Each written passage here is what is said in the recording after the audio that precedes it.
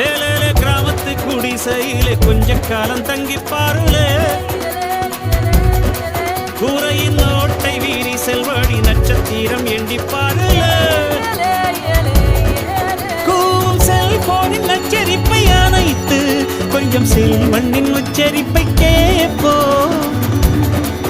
வெறும் காலில் செருப்பின்று நடந்து மண்ணோடு பேசிக்கொண்டு போவோம் மடலைகளாவோ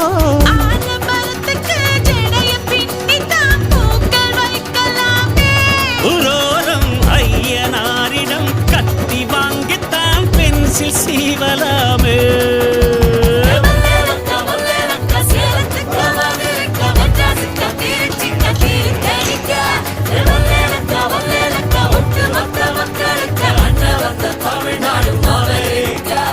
காவிரி யாரும் கை குத்தல் அரிசியும் மறந்து போ